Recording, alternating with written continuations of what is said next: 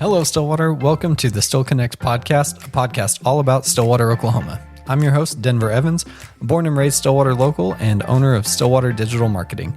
Each week, I'm sitting down to have a friendly chat with the local business owners and community leaders who help make Stillwater such a great place to live. So, whether you're a longtime resident or just a visitor, this is your place to stay plugged in, stay inspired, and still connect with the stories that shape our community. Also, this podcast is a real tour of Stillwater, so this is actually a mobile podcast that I record on location, usually in the business of the person I'm interviewing. So if you ever want to watch these interviews, you can watch the video version of this episode if you aren't already. And today I'm sitting down with John David McAffrey from the Monarch. How's it going? Good. Thanks for inviting us to do the podcast. Yeah, we're excited. Absolutely. So just for people who haven't really heard about it, tell us a little bit about the Monarch and what you guys do here. So the Monarch, we've been open for a year now. I've had some other restaurants and came up here for a couple of years, and my friends kind of convinced me to put one up here. So here we are, because I actually live in Oklahoma City. So okay, I'm here during the week while we're open. Yeah. But it's, the people are amazing. Everyone has done really good with us. You know, the first year's growing pains, and they stuck around with us. And yeah. Now we're where we need to be now, I guess. So yeah, I get that. Our first year was 2020. Mm-hmm. My wife and I decided to work together in February. So yeah, we just went straight in. Okay. So tell me more about some of the restaurant experience you have. So I owned the Rose Room in Oklahoma City. It was a restaurant and flower shop in one. And then my sister owns Theopolis in Shawnee. And so we've just kind of been around it and never expected this is what we would be doing with our lives. But, you know, it's been a lot of fun and enjoyable. So yeah, very cool. Very cool. So what's the Monarch been like? I mean, so it's kind of fine dining, right? Mm-hmm. Yeah. So people get nervous sometimes when they hear that. And since we do reservations, they're not required, but I do say on the weekends, make one because we're pretty full. But we do get asked about dress code. There's not one. Honestly, I'm usually running around in flip-flops and shorts with my head cut off trying to fix stuff. But jeans, we're pretty casual, but it is a nice date night. So yeah. So what inspired you to like start this business in Stillwater? So you said your friends kind of pushed you into it? A little bit. Yeah. After 3 years, we kept eating at Texas Roadhouse, which I love, but 4 nights a week. Because I didn't venture into any of the other restaurants that were here local. Now that I have, I absolutely love them. But they said, why don't you put one up here? And I said, that's an awful idea. Let's do it. So, 1 year in, and we're expanding some, and I've really enjoyed it. So Stillwater's an amazing town. So tell me more about how you feel about Stillwater. I mean, everyone's extremely welcoming. Super nice, no attitude, I guess, and everyone's super supportive in meeting everyone in the community and how involved everyone is, especially like Chamber and OSU and just all the small businesses on Main Street. I mean, the support's phenomenal. That's good. Is that different than kind of what you've experienced in OKC? A little bit. Not bad, but I mean, you have so many different areas in Oklahoma City, Paseo, Uptown. So trying to especially if you're in between one of them, right, to kind of work with them, it's a little bit more difficult. And also in Oklahoma City, there's a restaurant like a Starbucks on every corner. So to make a name for yourself, unless it's really different, it's really hard to do. Yeah, that makes sense. So you said you live here during the week while you're working here? Yes. Very cool. Very cool. So outside of work, what do you like to do? Work. I mean, it's one of those things, people are like, oh, well, you're closed during Thanksgiving week. They're like, are you going to relax? I'm like, it sounds great, but as soon as you say that, you're going to work twice as hard. Yeah. So, yeah. I mean, work part for me is not too bad. You get to do wine tastings and food tastings. And so it could be a lot worse. Right. Do you see yourself coming and living here full time at all, or just still kind of splitting your time between the two?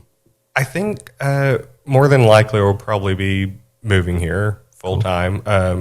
Actually have our house listed in Oklahoma City. Oh, okay. So we'll see what happens. Yeah. But that's the goal, I think. Yeah. Very cool. So tell me more just kind of about the concept of the Monarch. So the concept, gosh, my mind races, nonstop when trying to do something. And this used to be garden party. So we changed some of the stuff, but like the flooring was the same. And as soon as I saw it, it reminded me of a giant checkboard. Yeah. So I was like, I want to do something English theme. So we came up with the Monarchy, or the Monarch, which is a spin off the monarchy, not the butterfly. Right. But so it just kind of all like fell into place off the flooring. Yeah. Which is one of those design things, I guess. But and then getting to have staff that they all, put their effort into the menu, the drinks. So it's been one of the most enjoyable experiences in a restaurant because like everyone else is putting a lot of what they learn and what they know into it. So it's been nice not just having to be like, here's what we're doing. Yeah. So because you all have seasonal menus, right? Cool. Very cool. So do you do this 4 times a year? How often do you kind of switch that up? 4 times. So today's when we actually launch our winter menu. Today being December 4th Yes. for everyone who's hearing this in January. And then we will launch a new one in spring, summer, and then fall as well. So Very nice. Cool. So what kind of inspires those items that are going to be on the menu?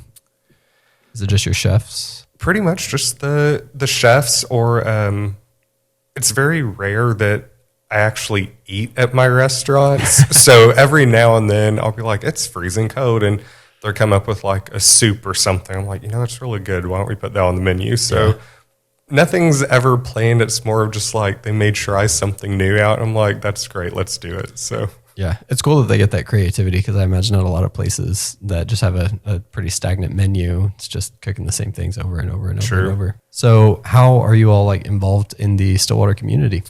So we do a lot with OSU. Okay. And then I think we're still trying, after a year and people still learning that we're here, we're still trying to get involved a lot more. So new staff, when they come in, they have new ideas, who to reach out to. And then, of course, customers coming in, with me not being here full time, getting to be introduced to the people that do lead some of those things has really helped out a lot. But it's a learning curve, but I love it. So Very cool. If anyone has ideas, I'll take them. Yeah, that's great. So what kind of stuff do you guys do with OSU?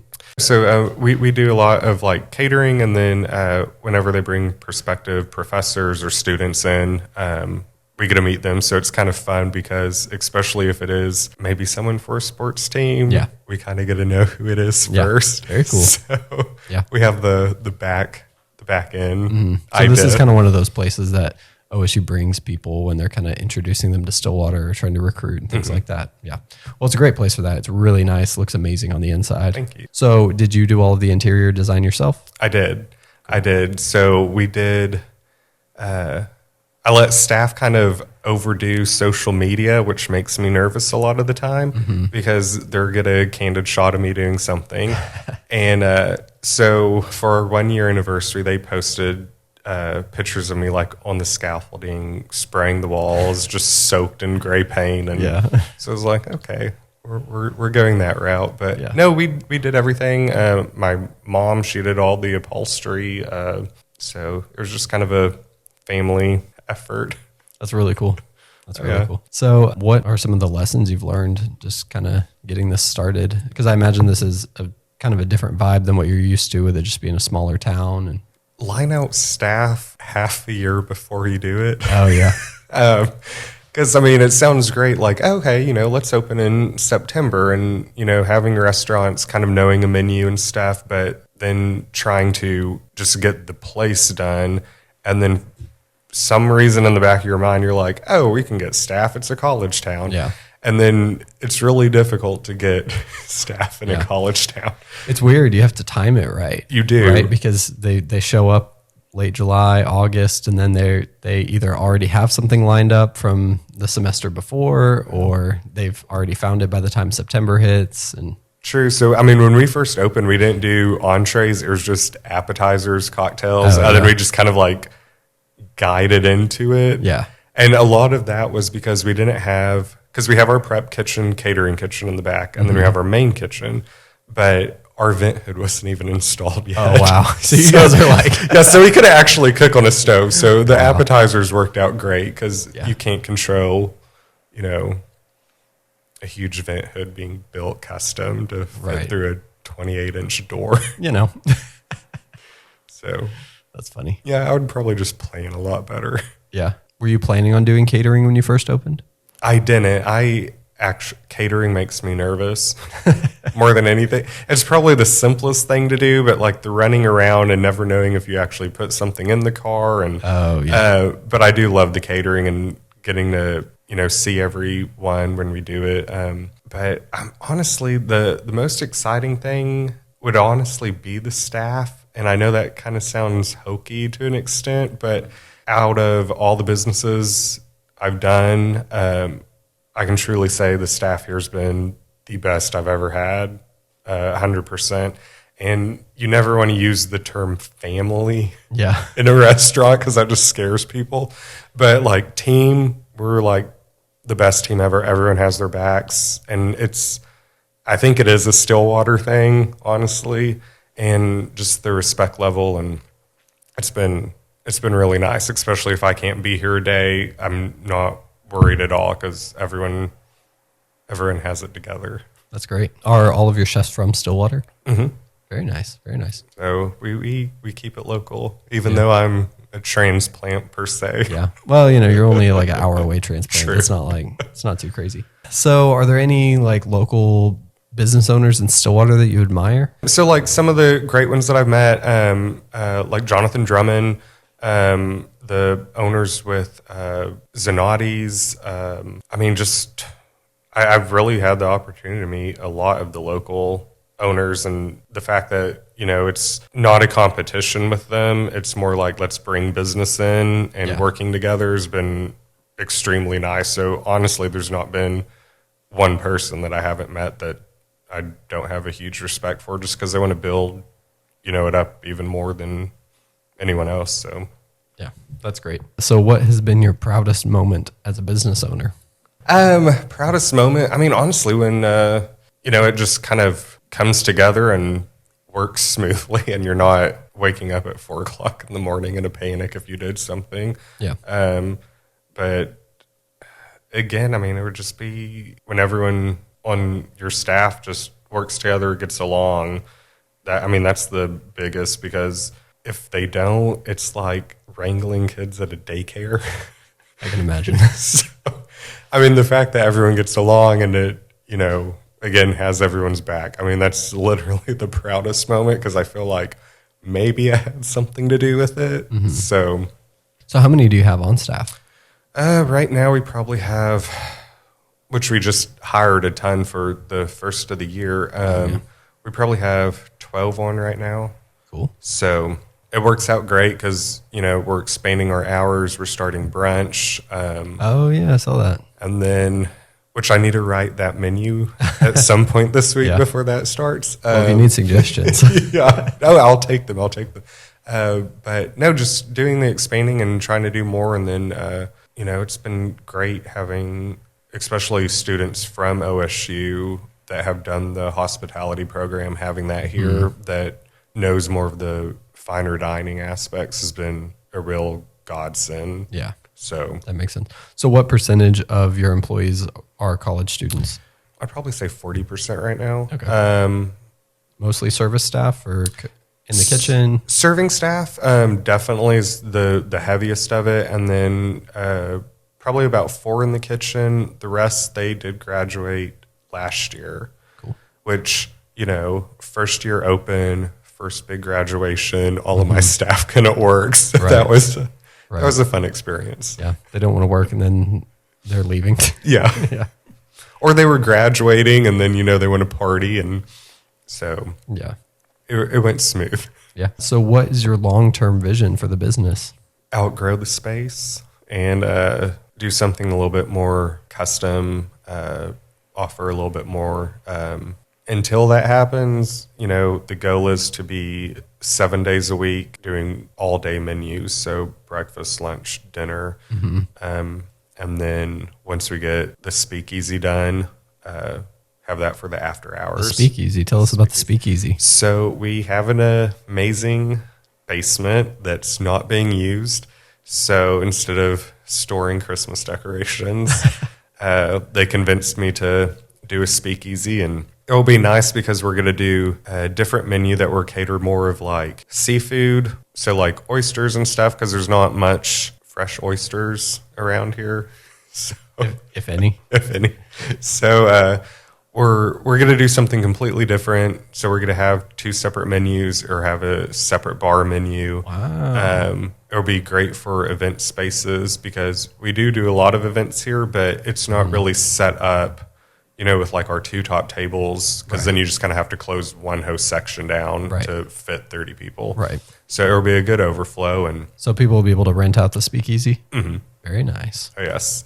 And it kind of worked out great because my restaurant in the city, lease was up on it and everything. So didn't find anything. It was right when I was starting this. So I was like, I don't really want to find another space. So I also have all the furniture. Oh, yeah. So, everything's ready to go. I just have to make it a priority. That's great. Well, that's super exciting. Can't wait to see it. Yeah. Awesome. So I noticed you kind of said that when you started off, you were just doing like drinks and appetizers, and then you expanded to dinner, and then you expanded to lunch. Now you're expanding to brunch. What was that your strategy all along, to just kind of get started with one thing and do one thing really well? Or what kind of was your strategy there? I think a sane person, that would be their strategy. Of course, me, I'm like, no, we're going all in the day we open. And again, because I do have a great staff, they're like, please don't. So I do listen. But doing it that way, it's gave us plenty of time to what we needed to get perfected and going. So, just like I said earlier, the 1 year nightmare, just the growing pains. Yeah. Finally getting through that and getting everyone on the same page and getting the right fit on, staffing and food and everything. It's a nightmare during the time, but it really does pay off after. And like I said, Stillwater's been amazing because they understood that that's what was happening. Yeah. So getting them to come in now and our regulars that come in and seeing it's completely different, that's what's been really exciting about all of it. And, the constant, seasonal changes, and Tyler, our bar manager that does, all of our cocktails, and him doing something new and different, for anyone. And something's different every day. I may not know what it is, but there's something. That's cool though, that you give your staff the kind of the creative freedom to mix stuff up, try new things.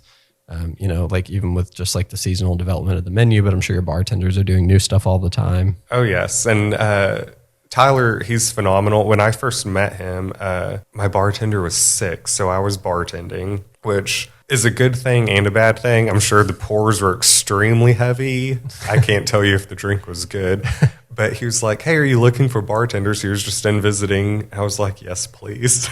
And we just hit it off, and he's the one person I trust like 100%, and him doing new stuff all the time is really cool. And I drive him insane because he makes me a drink. I've literally tried, he tells me this, I've tried every drink on the menu, but he never puts garnishes in mine because he just knows I'm going to throw them back. And I was like, hey, is that a new drink? And he's like, you tried it 6 times. You just didn't have the garnish. I'm like, okay. Well, I'm like, it's really good, so I'm glad it's on the menu. That's funny. So where do you guys source your food from? So we do local.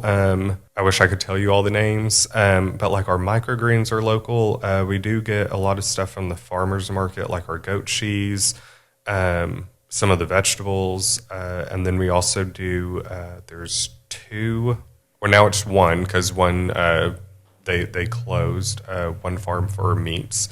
So pretty much anything local we can get, we do. And then I do have some great contacts through the city and through Shawnee also that does like our fresh pasta and of course like the flour from Shawnee Mill. So it's I would say 90% local. When you say 90% local, you mean 90% like Oklahoma? Oh, yes. I mean, you're not going to get fish or shrimp in Oklahoma, obviously. No. But anything that we can from Stillwater, we absolutely use. And then everything else is through the state. So that's great. Like we're one on the Made in Oklahoma that uses, I think you have to use 12 or more things to be considered like a Made in Oklahoma sponsor. So that was really exciting when we got that. So I try to keep it local because the last thing I want, is a huge truck delivery that you have to buy bulk and pray that you go through it.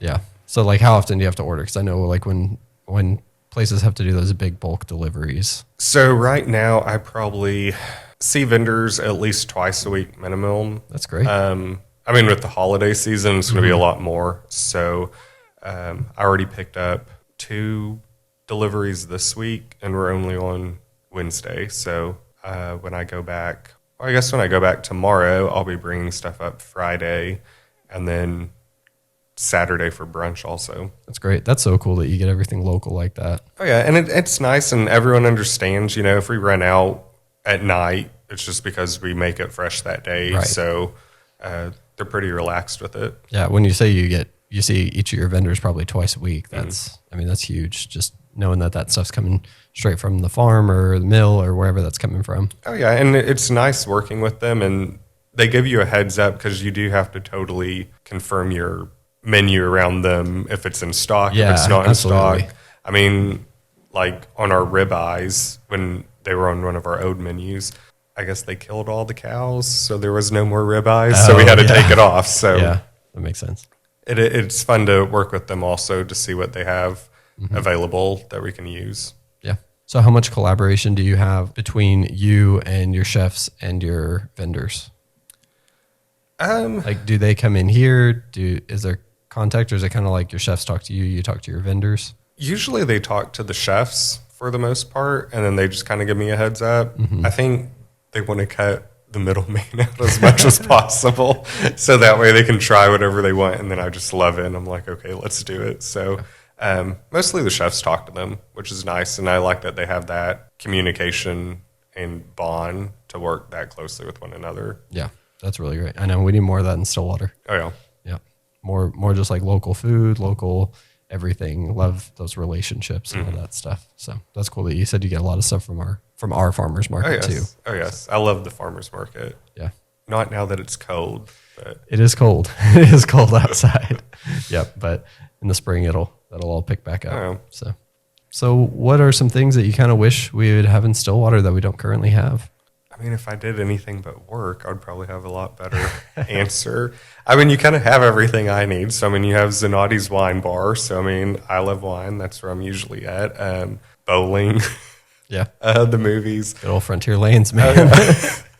And then, I don't know. I mean, just the local restaurants have been phenomenal. A lot of new ones lately. Oh, yeah. It's nice to see that and just experience it, because I always try to eat local whenever I'm not here. Someone asked me that the other day when I was in the city, and they're like, what do you love doing downtown since you live downtown? I'm like, I probably haven't been downtown in 6 years. I have no idea. But I think everything's just kind of coming in. I mean, you drive down the street one day and you don't realize that there's a new business at all. Yeah. Like Raw Beauty across the street, like I didn't know they were here because I was in the back working in the kitchen the whole time, and one day I was like, hey, we have new neighbors, we should take them a bottle of wine. Yeah. So great. I mean, I think we kind of have everything you need for the most part. I mean, especially the little shops, and I probably love wood and nickel way too much. Yeah. I mean, anything to support local, I think, is what we need. Yeah, absolutely. So. Cool. Well, it's been a pleasure talking. Thank you guys for listening in. We'll see you again soon. All right. Thank you. Thanks for tuning in to Still Connect. There's always more where that came from. So if you loved today's episode, don't forget to follow on social media to stay in the loop, as well as share this podcast with all of your Stillwater friends so that we can grow this podcast, these conversations, and ultimately our community. If you want to go a step further and help bring these stories to life, consider supporting the podcast on Patreon at patreon.com/stillconnectpodcast, where you can get early access to episodes, a peek behind the curtain at the podcast making process, and a shout out on an episode for as little as $5 a month. With our higher level tiers, you can get access to things like patron-only polls, special requests for the show, access to online Q&As, and in-person hangouts with me and your fellow patrons. No matter what your capacity for supporting the podcast is, every little bit helps grow this amazing community. And we all need community. So even when life gets busy, make sure you still connect.